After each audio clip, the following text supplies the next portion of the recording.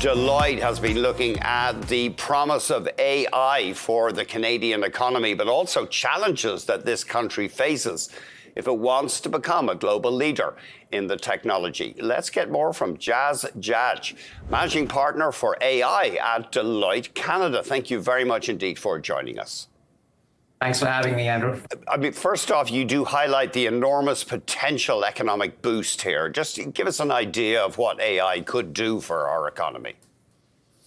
Well, AI, if utilized the right way, can give us a lift of 5 to 8 percentage points in our GDP over the next 10 years. And this amounts to basically 0.5 to 0.7% annually, which is significant. How would it do that? Give us one or two ways that this could happen. Well, AI has the ability to transform every industry in our economy. And when you look at the way in which it can make our processes more efficient, it can improve the way in which we interact with customers, the way governments provide more targeted and citizen-centric services.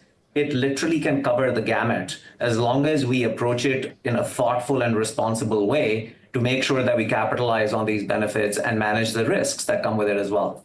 You warned that there are signs that Canada is already lagging behind some other countries in AI. Indeed, I think this is a pivotal moment for Canada as we look at the future.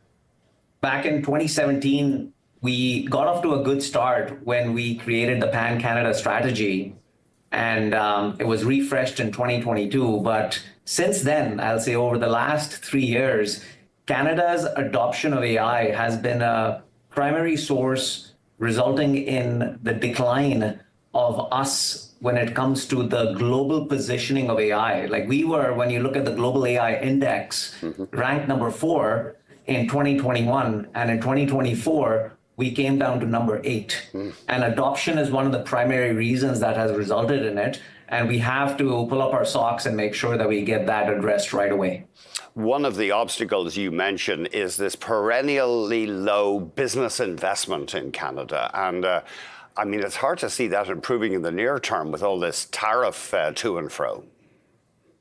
Well, it's couldn't be more important at this stage for businesses to really hunker down in terms of looking at their strategy, partnering with government, and coming up with solutions that can really help businesses in Canada become more resilient, and as a byproduct, make the country more resilient and prosperous. And in our report that we just recently released, we talk about 3 key imperatives that are important to make sure that we focus on to be able to capitalize on this wave. First one, being defining the ambition for the country and organizations in terms of what can we do with AI. And I'll say typically not settling for bronze like we tend to do. We want to go for gold, and we really want Canada to be leading in this area. Secondly, focusing on the trust aspect, because that is so critical to making sure that it actually gets adopted and the value is captured when it comes to AI. And lastly, it is focusing on AI for good. And what that essentially manifests is in equitable access and outcomes for everyone, and doing it in a sustainable way. So when you look at these 3 imperatives, we feel that with a systematic and a deliberate approach, these 3 areas can be really critical to make sure that our strategy and us as a country thrive in this AI era. I mean, some people watching this will say I'm being naive, but I wonder, why don't we have internet giants in Canada like Meta Platforms or Google? I mean, we've got a multicultural population. We speak I don't know how many languages in this country. You'd think we'd be well positioned to become a global builder of websites, but we really aren't.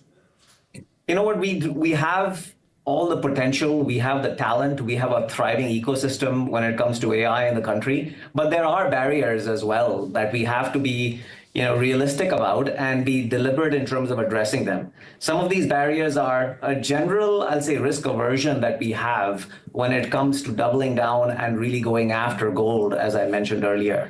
The size of our market also at times comes in the way in terms of new startups as they're coming up. They don't get access to customers and they have to go down south to the US to be able to launch their products. Canadian organizations need to take pride in the fact that they are helping startups test their products and actually bringing them to life so that they can become the next hyperscalers of the world. And then also when it comes to regulation and innovation policies and access to capital, these are other barriers that we face that we have to address to be able to really create the mega companies of the world.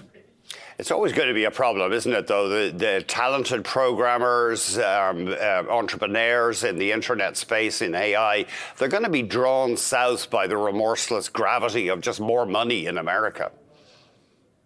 More money, that is one of the reasons why we have had that challenge in the past. But I don't think that it is something which is unsolvable for us.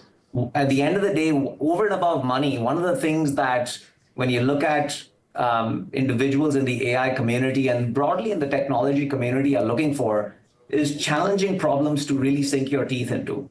Do purposeful and impactful work.